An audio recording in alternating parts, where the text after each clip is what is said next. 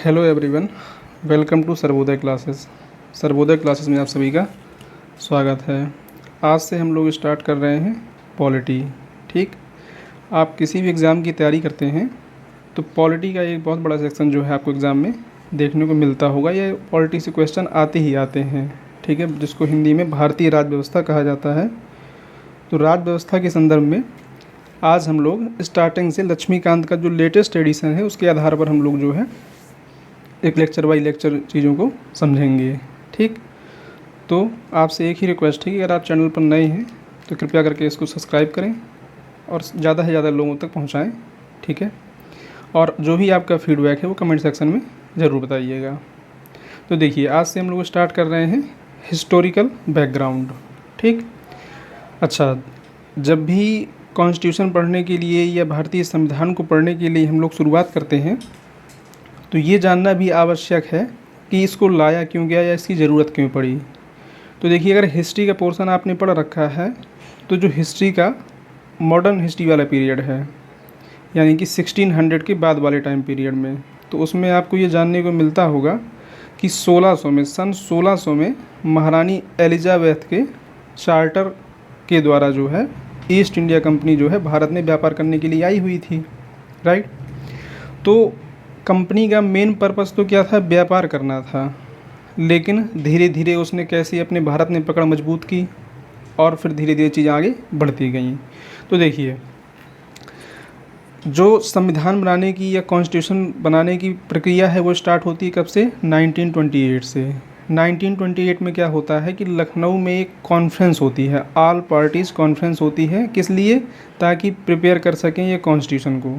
ठीक, और जो ये पार्टीज़ कॉन्फ्रेंस होती है इसमें एक प्रस्ताव निकाला जाता है या एक रिपोर्ट निकाली जाती है, जिसको कहते हैं। कब निकाली जाती है, तो 1928 में निकाली जाती है। नाम क्या होता है, नेहरू रिपोर्ट। क्या नाम होता है, नेहरू रिपोर्ट। ये कुछ की पॉइंट जिनको मैंने हाईलाइट कर रखा है, तो इन्हीं को आप थोड़ा सा ध्यान देना रहेगा। पहला प्रश्न तो ये बनता है कि ऑल पार्टीज़ कॉन्फ्रेंस जो है कहाँ पर हुई, तो लखनऊ में हुई। कब हुई, तो ये 1928 में हुई। किस नाम से इसको जारी किया गया, तो नेहरू रिपोर्ट के नाम से। ठीक, अच्छा, second thing, constitution of India जो है वो भारत के स्तर पर देखा जाए तो क्या है, सबसे बड़ा कानून है, यानी कि सुप्रीम लॉ ऑफ इंडिया है। Right, it is the longest written national constitution. और ये विश्व में बात करें यदि वर्ल्ड में, तो विश्व में क्या है, सबसे बड़ा लिखित संविधान है, लिखित रूप से जो है। राइट, खैर, it was adapted by the constitute assembly on India on 26 नवंबर 1949, यानी कि संविधान को जो है 26 नवंबर 1949 को, ठीक, क्या किया गया था, ये बनकर तैयार हो गया था कह सकते हैं आप, या अवंगीकृत किया गया था, एक्सेप्ट किया गया था। लेकिन जब इसके इन्फोर्स करने की बात आती है, देखिए इन दोनों डेट्स में बहुत कन्फ्यूजन रहता है कि 26 जनवरी 1949 होगा या 26 जनवरी 1950 होगा, सॉरी 26 नवंबर 1949 होगा। तो देखिए 26 नवंबर 1949 को ये बनकर तैयार हो गया था, लेकिन अगर इन्फोर्स करने की बात आती है तो 26 जनवरी 1950 से हुआ था। ठीक है, तो आप ये याद रखिएगा कि जो कॉन्स्टिट्यूट असेंबली थी उनके द्वारा 26 नवंबर 1949 को इसको बना करके तैयार कर दिया गया था, लेकिन इसको लागू करने की बात आती है तो वो 26 जनवरी 1950 से हुआ था। ठीक, अब प्रश्न ये उठता है कि सबसे पहले इसकी बैठक कब हुई, तो 6 दिसंबर 1946 को, 6 दिसंबर 1946 को कॉन्स्टिट्यूट असेंबली को बनाया गया था, कह सकते हैं संविधान सभा का गठन किया गया था। और गठन भी किया गया था किसके आधार पर, जैसे फ्रांस का रेवोल्यूशन अगर पढ़ रखा है आपने, तो 1789 में फ्रांस की क्रांति होने के बाद जिस प्रकार वहाँ पर जो है सबसे जो वृद्ध व्यक्ति था, जो सबसे बड़े व्यक्ति थे, उनको ही पहला बनाया गया था कॉन्स्टिट्यूट असेंबली का उनके प्रेसिडेंट, तो वही चीज़ यहाँ पर भी अप्लाई होती है। 6 दिसंबर 1946 को कॉन्स्टिट्यूट असेंबली बनाई जाती है, वही फ्रेंच प्रैक्टिस के आधार पर, यानी कि जैसे फ्रांस में किया गया था उसी के आधार पर। ठीक, अगला पॉइंट है कि the constitution of India repealed the Indian independence act.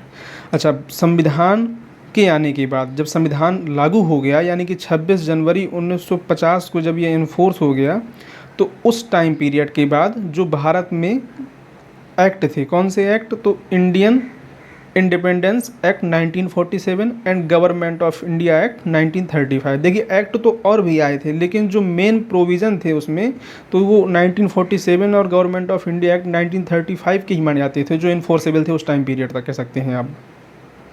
तो 26 जनवरी 1950 को भारतीय संविधान लागू होने के बाद जो है ये अपने आप क्या हो गए, रिपील कर दिए गए।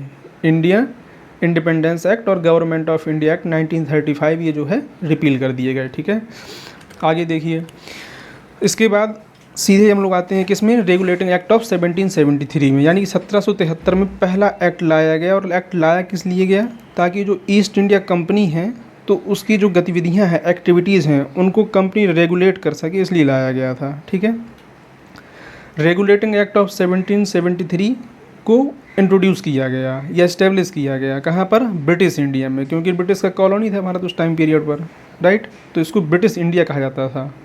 और इस एक्ट का मेन पर्पज़ यही था, जैसा कि आप नाम से समझ सकते हैं, रेगुलेटिंग एक्ट। ठीक है, तो रेगुलेटिंग एक्ट के नाम से पर्पज़ यही था इसका कि जो कंपनी की एक्टिविटीज़ हैं भारत में, उनको क्या करना है, हमको रेगुलेट करना है, activities of the British east India in company. ठीक, और ये क्या था, एक इनिशिएटिव था कि उनका, ब्रिटिशर्स का, या ब्रिटिश पार्लियामेंट कह सकते हैं आप, कि ये एडमिनिस्ट्रेटिव रिफॉर्म इन इंडिया, यानी कि भारत में ये प्रशासनिक सुधार लाना चाहते थे। इनका ऐसा मानना था कि हम इस कानून के जरिए क्या है, जो भारत में व्यवस्था है प्रशासन की, एडमिनिस्ट्रेशन की, क्योंकि एडमिनिस्ट्रेशन इस टाइम पीरियड पर कौन कर रहा था, तो ब्रिटिशर्स ही कर रहे थे।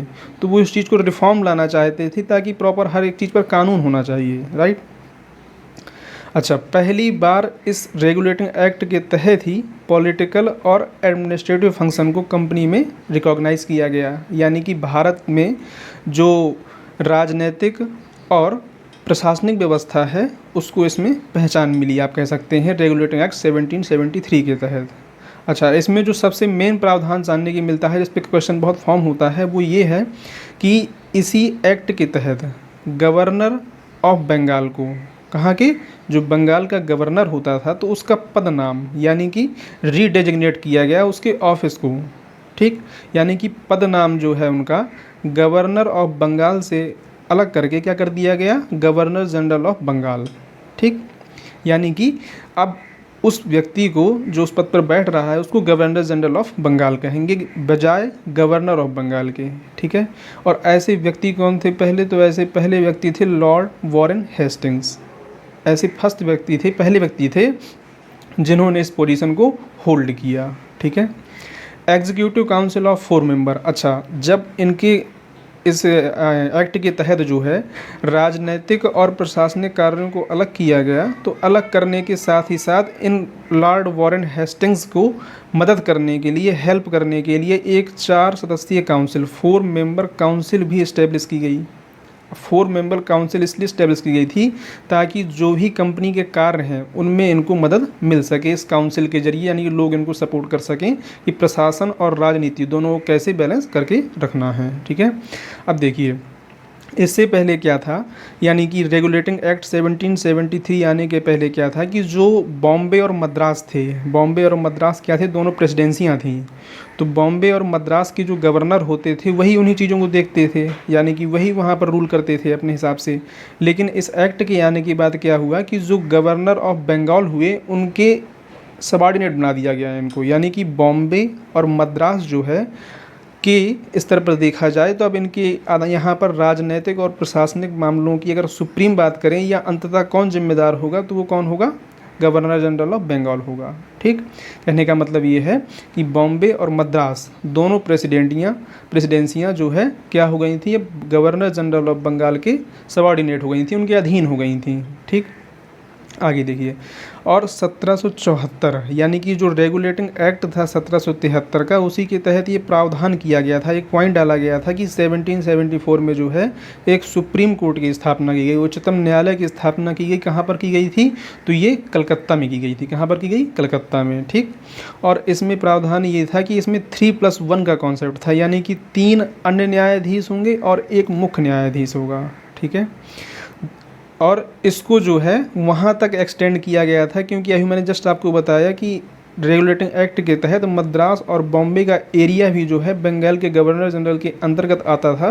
तो ये बॉम्बे और मद्रास में भी क्या हो रहा था, अप्लाई हो रहा था। यानी कि जो सुप्रीम कोर्ट में जो केस सुने जाएंगे या जो हियरिंग होगी तो वो इन क्षेत्रों की भी सुनी जा सकती है, केवल बंगाल के बजाय नहीं कि, या कलकत्ता के बजाय नहीं कि केवल वहाँ पर बना हुआ है तो वहाँ का ही सुना जाएगा, ऐसा नहीं था। बॉम्बे और मद्रास के केसेस को भी वहाँ पर आप प्रॉपर सुन सकते थे, यानी कि जो एरिया उनके अंडर लाई करता था। ठीक, अच्छा, और इसी एक्ट के तहत यानी कि रेगुलेटिंग 1773 एक्ट के तहत जी है प्रोहिबिशन किया गया, यानी कि रोक दिया गया। किस चीज़ को रोका गया, तो दी सर्वेंट ऑफ कंपनी, यानी कि कंपनी के जो कर्मचारी थे उनको प्राइवेट ट्रेड करने से। क्योंकि होता क्या था कि जो कंपनी के कर्मचारी थे तो वो कंपनी के लिए तो काम करते ही करते थे, लेकिन साथ में क्या है अपना प्राइवेट प्रैक्टिस भी करते थे, यानी कि प्राइवेट ट्रेड भी करते थे, राइट। तो प्राइवेट ट्रेड से उनको रोक दिया गया। और एक्सेप्टिंग ब्राइब, ब्राइब का मतलब क्या होता है, घूस लेना, कि घूस लेकर के भी ये चीज़ों को नहीं कर सकते थे, ना ही लोकल पीपल से यानी कि भारत के लोगों से कोई गिफ्ट ले सकते थे। ठीक, तो ये क्या थे, मेन पॉइंट थे किसके, रेगुलेटिंग एक्ट 1773 के। अब इसके बाद क्या था कि एक एक्ट और लेके आया गया था जिसको बोलते थे रेगुलेटिंग एक्ट 1781। और इस एक्ट को एक्ट ऑफ सेटलमेंट के नाम से जाना गया। किस नाम से जाना गया, एक्ट ऑफ सेटलमेंट के नाम से। ठीक, अब आते हैं पिट्स इंडिया एक्ट 1784। 1784 में रेगुलेटिंग एक्ट में जो कमियां रह गई थीं उन कमियों को दूर करने के लिए एक एक्ट और लेके आया गया जिसको नाम दिया गया पिट्स इंडिया एक्ट। और इसका मेन पर्पज़ ही यही था कि 1773 के रेगुलेटिंग एक्ट में जो कमियां रह गई हैं, जो डिफेक्ट रह गए हैं, उन चीज़ों को इसमें हम सुधार करके और उसको परिष्कृत करेंगे, कह सकते हैं, राइट। अच्छा, जैसा कि आप इसके नाम से समझ पा रहे होंगे, पिट्स इंडिया एक्ट, पिट्स नाम दिया गया है। पिट्स नाम देने के पीछे कारण ये था कि इस टाइम पीरियड पर जो ब्रिटिश में पीएम थे वो कौन थे, विलियम पिट थे, इसलिए उनके नाम पर ही इसको नाम दिया गया पिट्स इंडिया एक्ट। ठीक है, खैर, और जैसा कि मैंने आपको बताया कि इसका मेन पर्पज़ ही यही था इसका मेन पर्पज़ ही यही था कि ये 1773 की रेगुलेटिंग एक्ट की कमियों को दूर करने के लिए लाया गया था। ठीक है, अब देखिए इसमें क्या होता है कि पिट्स इंडिया एक्ट ने इस्टेब्लिश किया ड्यूल कंट्रोल। कहाँ पर, भारत में जो है दो दैव शासन की प्रणाली शुरुआत होती है, जिसको हिंदी में कहते हैं इंग्लिश में ड्यूल कंट्रोल बोलते हैं और उसी को हिंदी में बोलते हैं दैव शासन। ठीक है, यानी कि दो अलग अलग बॉडी बनाई गई, किसको, कंपनी के कार्यों को रेगुलेट करने के लिए। ठीक है, और ये चीज़ कब तक जारी रही, 1858 तक, यानी कि जब सिपोय म्यूटनी हुआ था, ये स्वतंत्रता का पहला संग्राम जिसको भारतीय परिप्रेक्ष्य में कहते हैं, तो वो होने के टाइम पीरियड तक ये दैव शासन जो है जारी रहा, राइट। और देखिए ये पिट्स इंडिया एक्ट जो था, इसी ने क्या किया था कि कॉमर्शियल और पॉलिटिकल फंक्शन जो थे कंपनी को, उनको सेपरेट कर दिया गया था, उनमें अलग कर दिया था, कह सकते हैं आप। पिट्स इंडिया एक्ट के थ्रू कंपनी के कॉमर्शियल और पॉलिटिकल यानी कि वाणिज्यिक और राजनीतिक जो कार्य थे उनको सेपरेट कर दिया गया। It recognise for the first time the political and administrative function of company. और कंपनी ने पहली बार इसमें जो है रिकॉग्नाइज किया कि कंपनी अब जो है पॉलिटिकल के साथ साथ एडमिनिस्ट्रेटिव, अच्छा कहा तो पहले भी गया था, लेकिन अब इसमें क्या है उसको प्रॉपर रिकॉग्निशन मिल गई, यानी कि एक्ट के तहत ही ये चीज़ पॉइंट डाल दिए गए हैं कि कंपनी जो है पॉलिटिकल के साथ साथ एडमिनिस्ट्रेटिव रिफॉर्म भी देख सकती है या एडमिनिस्ट्रेटिव चीज़ें भी कर सकती है। ठीक है, dual system of control, the company was represented by the court of director. अब देखिए यहाँ पर दो चीज़ें हैं, बताई ना मैंने आपको कि यहाँ से ड्यूल सिस्टम हो गया, स्टार्ट हो गया था, या ड्यूल कंट्रोल स्टार्ट हो गया था। ड्यूल कंट्रोल का मतलब ये है कि कंपनी को जो है कोर्ट ऑफ डायरेक्टर के थ्रू रिप्रेजेंट किया जाएगा। ठीक है, and by the British government by the board of control. यानी कहने का मतलब ये है कि भारत में जो लोग काम कर रहे हैं, जो कंपनी के लोग हैं, ईस्ट इंडिया कंपनी के लोग हैं, तो उनको कहा जाएगा कोर्ट ऑफ डायरेक्टर। ठीक, और जो ब्रिटिश गवर्नमेंट थी उनके द्वारा जो बॉडी बनाई गई थी उसको कहा जाएगा बोर्ड ऑफ कंट्रोल। तो कह सकते हैं कि court of director and board of control, ये जो दो अलग अलग बॉडी हुई, इसी को ड्यूल कंट्रोल कहा गया या दैव शासन कहा गया। ठीक, the act mandated that all civil and military officer disclose their property. और इस एक्ट में ये प्रावधान भी किया गया कि जो भी क्या है कर्मचारी हैं, वो सिविल से हों या मिलिट्री मैटर वाले व्यक्ति हों, सभी को भारत में आने की 2 महीने के अंदर अंदर अपनी पूरी जो है उनकी इनकम का ब्यौरा देना होगा, कि ऐसा तो नहीं है किसी चीज़ में संलिप्त है वो पहले से, राइट। तो 2 महीने के अंदर उनकी ज्वाइनिंग के, जब वो ज्वाइन कर लेंगे, पद धारण कर लेंगे यहाँ पर, तो 2 महीने के अंदर उनको जो है अपनी पूरी इनकम का, ये प्रॉपर्टी है जो है उनको ब्यौरा देना होगा। ठीक है, अब आगे देखिए इसके बाद कौन सा आता है, इसके बाद आता है चार्टर एक्ट ऑफ 1833। ठीक है, अच्छा, इस चार्टर एक्ट को ही, चार्टर एक्ट 13 को ही पार्लियामेंट में क्या किया गया था, यूके की पार्लियामेंट में पास किया गया, और बाद में इसको जो है नाम इसका चेंज करके क्या कर दिया गया था, सेंट हेलेना एक्ट 1833। ठीक है, या 1833। इसने क्या किया कि जो रॉयल चार्टर था उसको इंक्रीज़ कर दिया था, यानी कि एक्सटेंड कर दिया था। मैंने आपको बताया कि 1773 के रेगुलेटिंग एक्ट के आने से पहले महारानी एलिजाबेथ फर्स्ट ने जो है ईस्ट इंडिया कंपनी को यहाँ पर व्यापार करने की अनुमति दी थी चार्टर एक्ट के थ्रू। तो इसके द्वारा किया गया था कि वही चार्टर एक्ट की जो टाइम पीरियड था उसको 20 साल के लिए कर दिया गया, एक्सटेंड कर दिया गया। ठीक है, additional 20 year and restructured the governance of British India, right.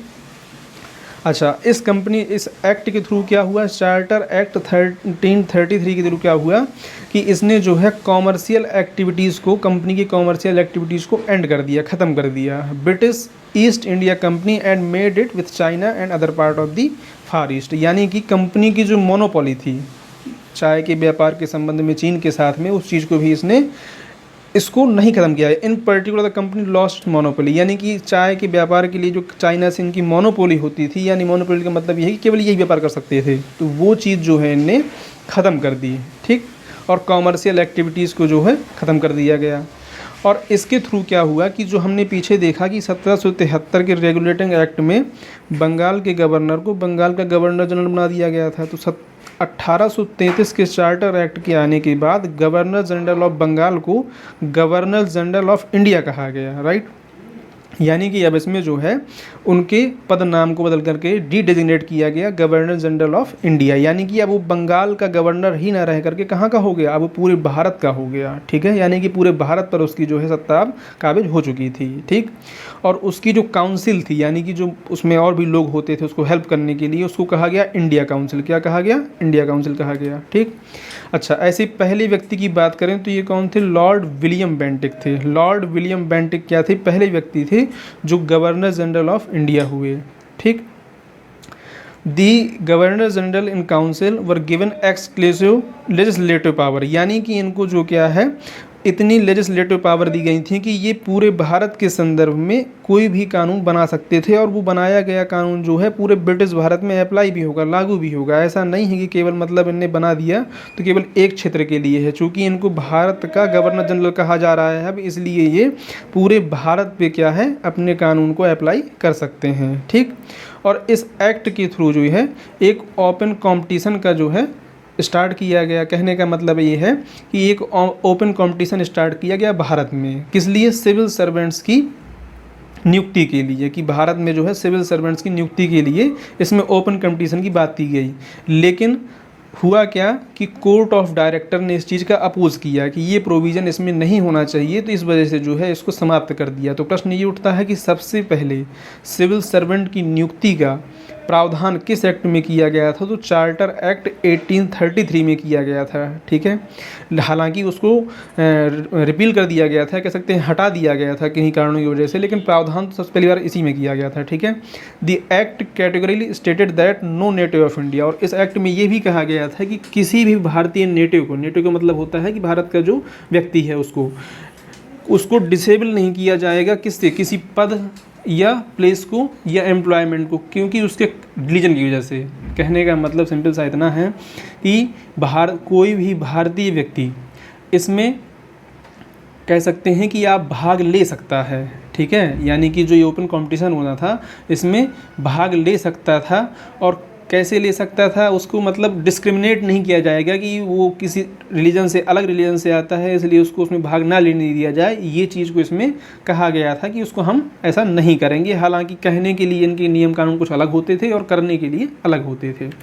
आगे देखिए, अब इसके बाद बात करते हैं हम लोग चार्टर एक्ट 1853। अब ये जो चार्टर एक्ट 1853 था तो 1773 से लेकर के 1853 तक, इन टाइम पीरियड में जो भी एक्ट मैंने अभी पीछे आपको बताए उसमें हालांकि और भी बहुत सारे पॉइंट हैं जो उतना रिलायबल नहीं है, इसलिए मैंने सभी को नहीं इसमें डाल रखा हुआ है। ठीक है, तो जो जो पॉइंट आपके रिलायबल हैं उनको मैंने इसमें बताया हुआ है।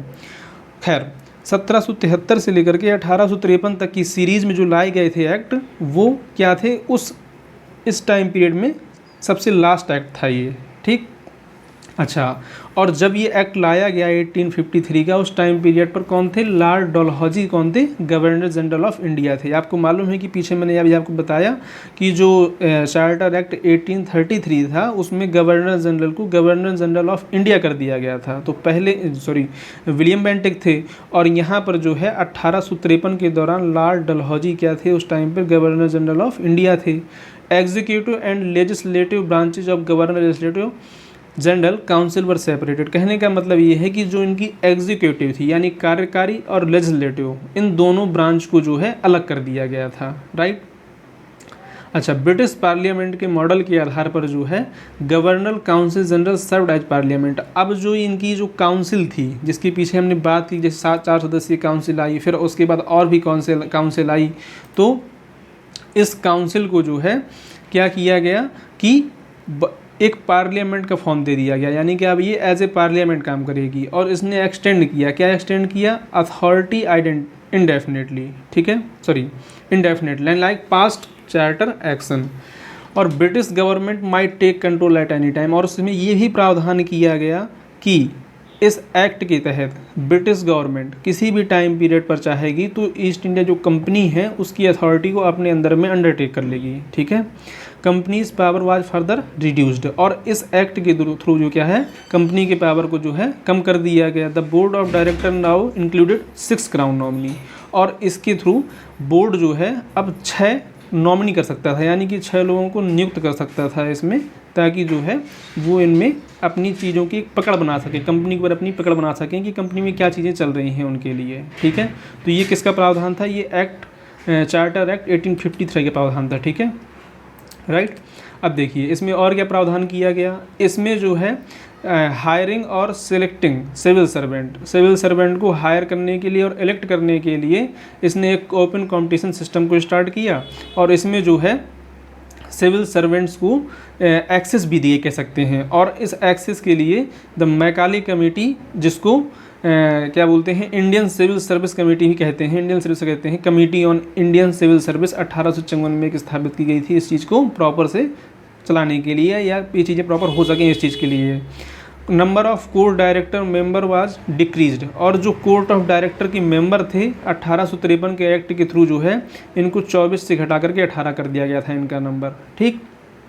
और इनमें से ऐसा भी कहा गया था कि 6 मेंबर जो है वो क्या होंगे, क्राउन के जरिए, जो पीछे बताया मैंने आपको कि 6 मेंबर क्राउन के जरिए क्या होंगे, प्रपोज किए जाएंगे इसमें, यानी कि उनको ही इसमें नियुक्त करने के लिए सुना जाएगा, ठीक है। और 1853 के कोर्ट ऑफ डायरेक्टर ने इसमें पैट्रोनज अथॉरिटी क्या थी, इसमें कर दी गई थी। तो यानी कहने का मतलब ये है कि कोर्ट ऑफ डायरेक्टर जो है सुप्रीम पोजीशन पर आ चुका था, इसमें कह सकते हैं, ठीक।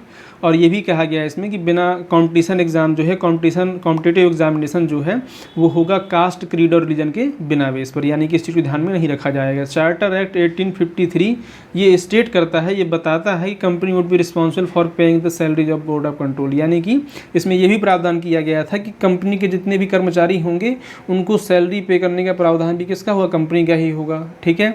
इसके सेक्रेटरी हैं या अदर ऑफिसर हैं उनके लिए भी यही चीज़ निकल के आई थी, ठीक। तो ये आपका क्या था, 1773 से लेकर के 1853 तक का जो रेगुलेटिंग एक्ट आया, चार्टर एक्ट आया 1853 तक का, ये मैंने इसमें कवर कर रखा है। इसके बाद जो है नेक्स्ट लेक्चर में बाकी जो बचे हुए आपके एक्ट हैं 1947 तक के, वो मैं लेकर के आऊँगा।